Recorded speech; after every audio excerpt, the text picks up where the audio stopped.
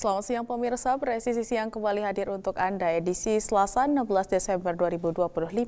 Selama 1 jam ke depan kami telah menyiapkan sejumlah informasi terkini. Bersama saya Bribda Tabara, kita lihat dulu 3 berita utama siang ini. Bareskrim Polri mengungkap kasus tindak pidana pencucian uang atau TPPU yang berkaitan dengan thrifting di Tabanan, Bali.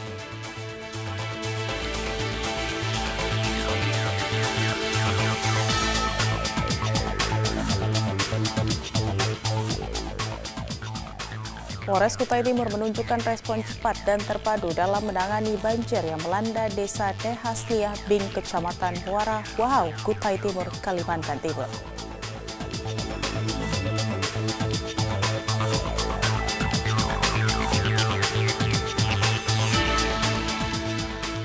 Polri meraih peringkat pertama predikat informatif dalam monitoring dan evaluasi keterbukaan informasi publik 2025.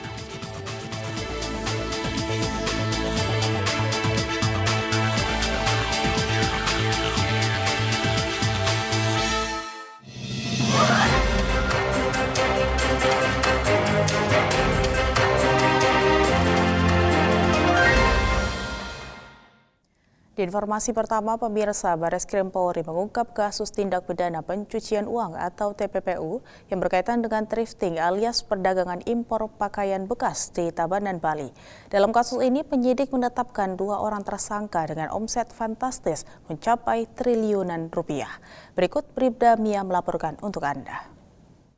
Bareskrim Polri ungkap kasus perkara tindak pidana pencucian uang dalam bentuk pakaian bekas di Tabanan, Bali dengan omset 1,3 triliun. Berikut liputan untuk Anda. Bareskrim Polri berhasil mengungkap praktik impor ilegal pakaian bekas yang disertai dengan tindak pidana pencucian uang di Pasar Kodok, Tabanan, Bali.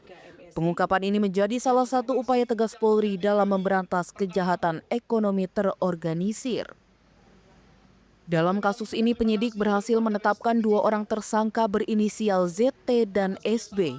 Keduanya diduga kuat melakukan impor barang dilarang berupa pakaian bekas sekaligus melakukan praktik pencucian uang.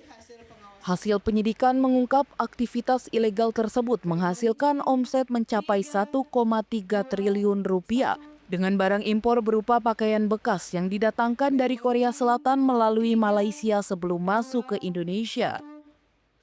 Berdasarkan analisa transaksi keuangan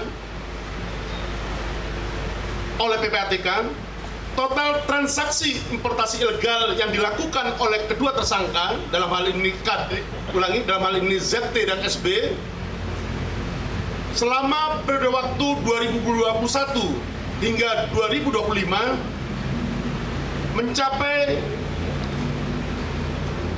sebesar 669 miliar rupiah, di mana dari sejumlah transaksi tersebut, transaksi yang terkirim ke luar negeri ataupun ke Korea Selatan mencapai 367 miliar rupiah.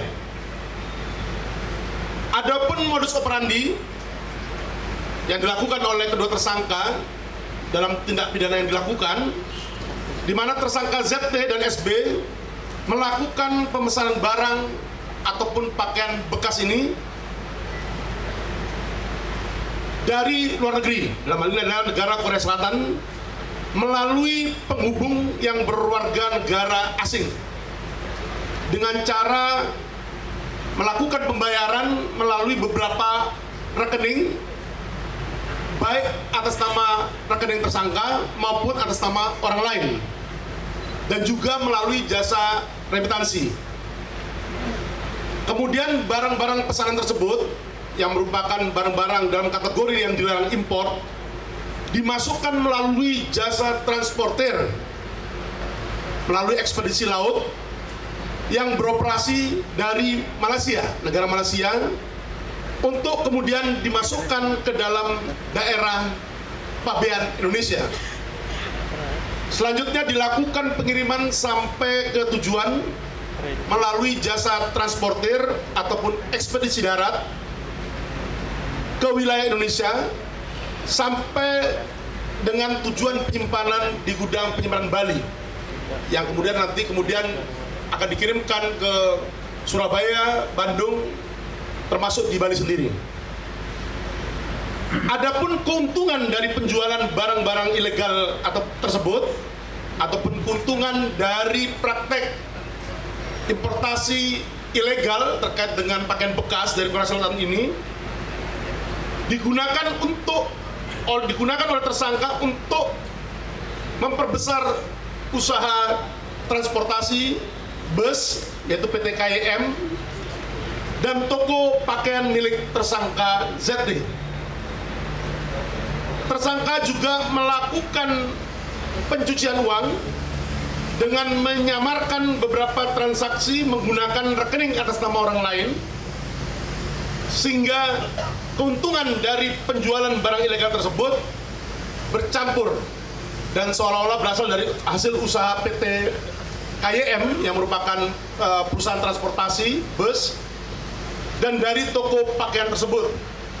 Ini merupakan modus operandi yang sering dilakukan oleh para pelaku ataupun tersangka kejahatan dalam menyamarkan asal-usul uang yang berasal dari tindak pidana agar terlihat legal. Jadi banyak modus operandinya, mulai dari memecah transaksi atau smarting, structuring, kemudian penggunaan nomine, gitu ya. Bahkan juga dengan mencampur dana ilegal dengan usaha legal atau mingling. Dalam pengungkapan kasus ini, polisi berhasil menyita sejumlah barang bukti. Di antaranya adalah 698 bal pakaian bekas, 7 unit bus, serta 2 unit mobil.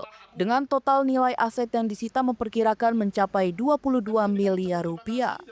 Atas perbuatannya, kedua tersangka dijerat dengan pasal tindak pidana impor barang dilarang dan tindak pidana pencucian uang. Ancaman hukuman maksimal mencapai 20 tahun penjara dan denda sebesar 10 miliar rupiah. Dari Humas Polda Bali melaporkan untuk Polri TV.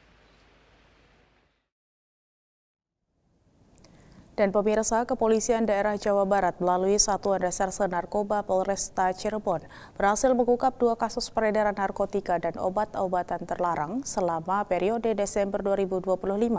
Sebanyak 3 tersangka berhasil diamankan dari hasil pengungkapan tersebut. Dalam rangka mensukseskan dan mendukung cita-cita Presiden Republik Indonesia, Ditres Narkoba Polda Jabar beserta Polres jajaran telah berhasil melakukan pengungkapan kasus tindak pidana produksi dan edar keras obat ilegal. Kabid Humas Polda Jabar Kombes Pol Hendra Rohmawan mengatakan bahwa pengungkapan ini merupakan komitmen Polri dalam memberantas peredaran narkoba di wilayah hukum Jawa Barat. Kapolresta Cirebon Kombes Pol Sumarni menyampaikan, dari 2 kasus yang berhasil diungkap, terdiri dari 1 kasus peredaran narkotika jenis sabu dan 1 kasus peredaran sediaan farmasi tanpa izin.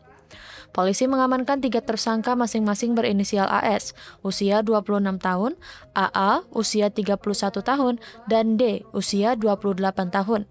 Kasus tersebut diungkap di Kecamatan Gegesik dan Depok, Kabupaten Cirebon. Modus transaksi yang digunakan para pelaku beragam, mulai dari transaksi langsung, sistem bayar di tempat atau COD, hingga modus lainnya. Dari hasil pengungkapan tersebut, petugas Polresta Cirebon berhasil menyita sejumlah barang bukti, di antaranya sabu seberat 6,62 gram, 14.750 butir obat keras terbatas, uang tunai sebesar Rp570.000, telepon genggam, lakban, dan barang bukti lainnya. Untuk tersangka peredaran narkotika jenis sabu dijerat pasal 114 ayat 1 dan 2 junto pasal 112 ayat 1 dan 2 Undang-Undang Nomor 35 Tahun 2009 tentang narkotika dengan ancaman hukuman penjara 6 hingga 20 tahun serta denda 1 miliar hingga 13 miliar rupiah.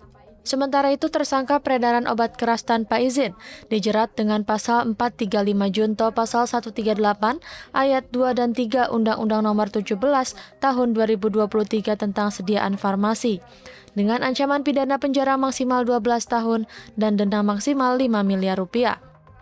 Kapolresta Cirebon Kombes Pol Sumarni memastikan akan terus memberantas peredaran narkotika dan obat-obatan terlarang di wilayah hukum Polresta Cirebon guna menciptakan lingkungan yang lebih aman dan bebas dari narkoba. Kapolres juga mengimbau masyarakat untuk terus waspada dan segera melaporkan apabila mengetahui adanya tindak kejahatan di lingkungannya melalui layanan call center 110 Polresta Cirebon atau WhatsApp 0811 249 7497. Demikian kegiatan konferensi pers dari Polda Jabar. Saya Pribda Ilham, pamit undur diri, salam presisi. Presisi Siang akan segera kembali, tetaplah bersama kami.